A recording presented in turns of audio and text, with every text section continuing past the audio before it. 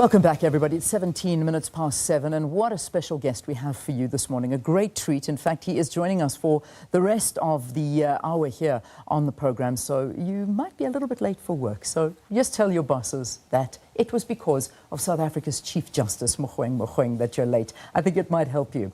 Anyway, he's been named the latest guardian of guidance for ethical leadership and adherence to good governance. He is the latest recipient of the Chairman's Guardian of Governance Award given by the Institute of Internal Auditors of South Africa. Previous winners for the award include Public Protector Thuli Madonsela, our former Public Protector, as well as a group of SABC journalists known as the SABC 8. You know them? Well, Chief Justice Mogoeng is in studio with us this morning. What an honor. What a pleasure to have you here. Thanks for your time. Thank you for inviting me. You know, it's a moment for all of us. In fact, I think just you being here automatically brings this calm, this sense of authority, and this whole feeling of what you stand for. And I mean, is that how you see yourself? How do you see yourself?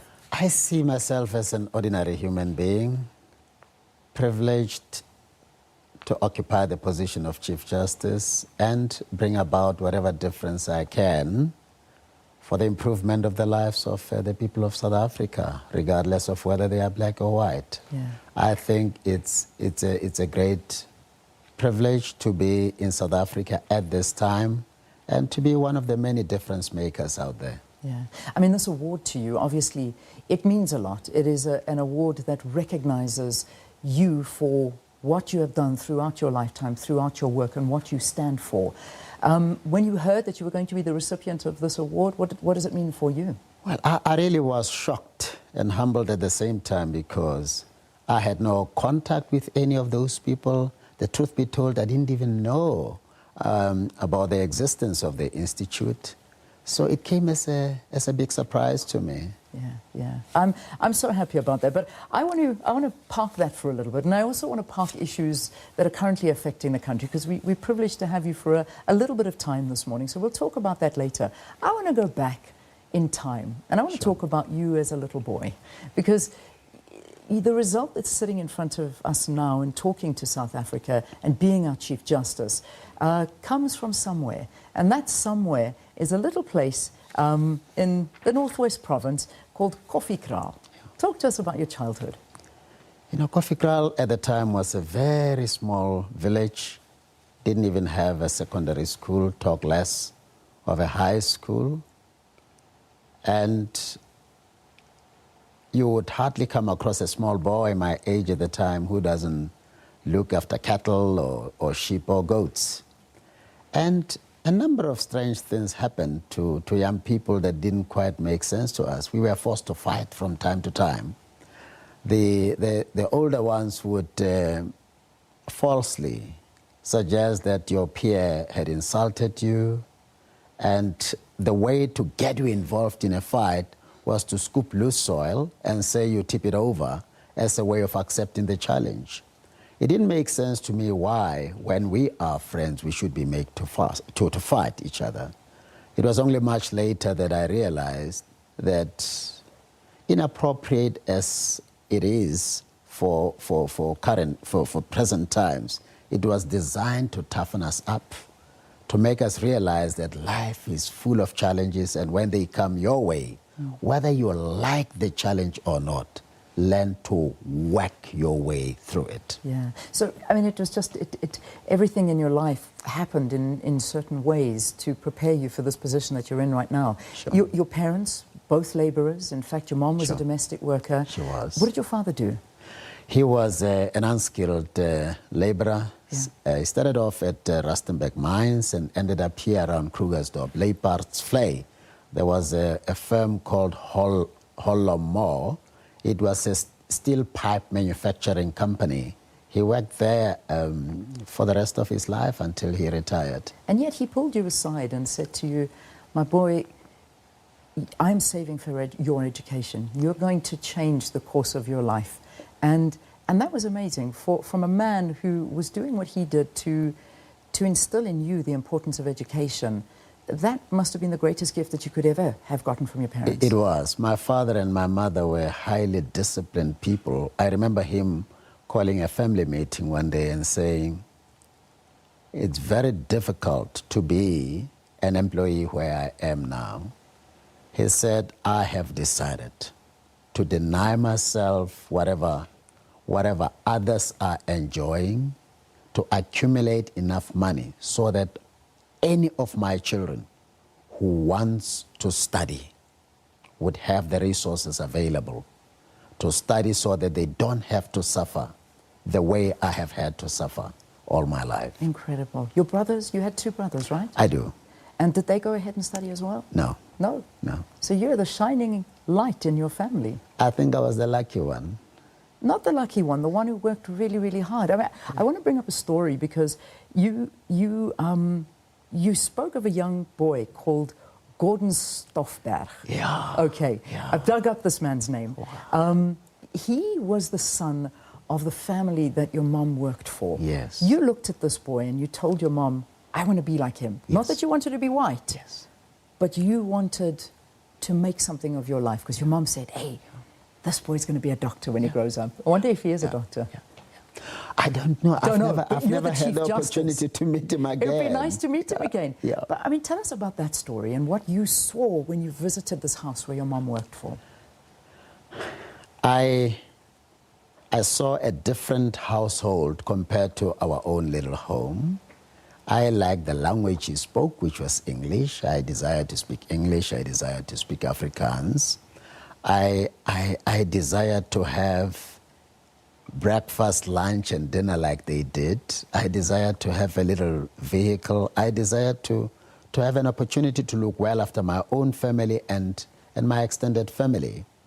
And I desired to live in that setting, you know, something more beautiful than the rural setting where I was. I desired to move out of an environment that forced me to do nothing more but look after cattle, goats, and sheep. I wanted to do something meaningful with my life. Yeah. And you did, and then obviously you get through primary school. Sure. Then you move into high school and something changes inside of you. Yeah. In fact, something changed so dramatic that you actually got, I don't know if it was expelled or suspended for the school for organizing a protest, or not necessarily a protest, but it was in the 1980s where you were trying to remember those that lost their lives on June 16. Yes. You said to your fellow students, let's wear black. Yes. Let's not wear our uniforms, let's wear black. And that got you expelled. Yeah, where did you pick that one up? Hey, I've been working on this one. What happened was, we were at Hebron College of Education, and there you had it would be grade 11, grade 12 students now, those who were going to be primary school teachers, those who were going to be high school and secondary school teachers. And there would be people who would have worked for a long time. So it just dawned on me that we can't just sit back as if nothing happened in 1976. I think it was 1979, 1980 at the time. So there was a meeting at the hall, and I rose to address the student body. I was much younger, and as I said, there were people who had left their families to study there. So it was so strong within me that it was irresponsible for us to just act as if nothing happened in 1976. And I challenged them that we all wear black on that day as we go to school, and the rest was history. I was fired. Together with 7 others, it was in Buputatswana at the time, the president, the ministers labeled as communist, and in fact the whole cabinet came to school trying to discourage the student body from embarking on strike in solidarity with us, because that was one of the most important educational institutions in that homeland. Yeah. Hebron College. Hebron College of Education. Happily, the student did not relent. As a result, we were brought back after I think some months. Which again shows that in solidarity, so much can be achieved. Absolutely. And was this the turning point in your life where you realized that in your lifetime you will see justice, you will see things change, and perhaps the way to do that is to move into a career of law? Was that the turning point for you? It was in many ways. I mean, I had never before been exposed to politics. It's only then that I got my baptism into the political world. It was then that I got exposed to law because, you know, fellow students were saying, why don't we gather some money, get a lawyer to represent us? And as I was asking questions, I got to realize what a critical role a lawyer could play in circumstances where an injustice had been done. Because from where I stood, I saw nothing wrong in commemorating the sacrifice of those who sought to do nothing else but liberate us from an oppressive system. Yeah. So I realized an injustice was being done and how devastating to the future of many an injustice that is left unattended to could be. I mean, you had incredible role models to follow. You had the likes of Nelson Mandela, Sure. who was a lawyer. You had the likes of Oliver Tambo, who was a lawyer. Yeah. And I can imagine, and I know you've often said that the writings of Steve Biko, Robert Sobukwe, they inspired a lot inside of you, and also this drove you. And it kept on making you want to make a difference. Absolutely. I mean, I reflected on the lives of these men and said, Steve Biko could have been a medical doctor. Aubrey Mokwape, they could have been medical doctors, but for the sake of me and many others, they chose a path of justice. Nelson Mandela could have been very wealthy, and so could Oliver Tambo and many others. But in pursuit of justice and equity, they decided to sacrifice all that.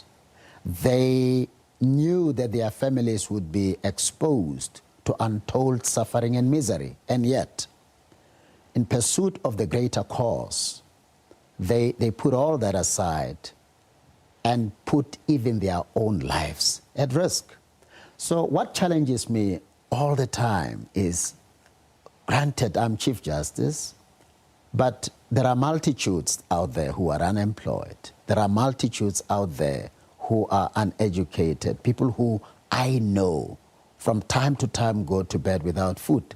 So how can I then just stay in my comfort zone as if all is well? This is an opportunity to use this privilege, to use this position, not abuse it, but for the advancement of the cause of justice, because there is so much more that still needs to be done out there. I'm going to pause the conversation for now because we're going to continue with talking about you being part of the formation of the Constitution. In fact, you didn't ever think that this would happen. Yeah. Your time at the IEC, your then appointment as Chief Justice, and then we'll move into where we are right now as a country, and we'll continue this discussion. Stay with us. Our guest of honor that we're having breakfast with this morning is our Chief Justice of South Africa, and what an awesome, awesome time it is to have him here with us in studio. All right, let's quickly get your news head.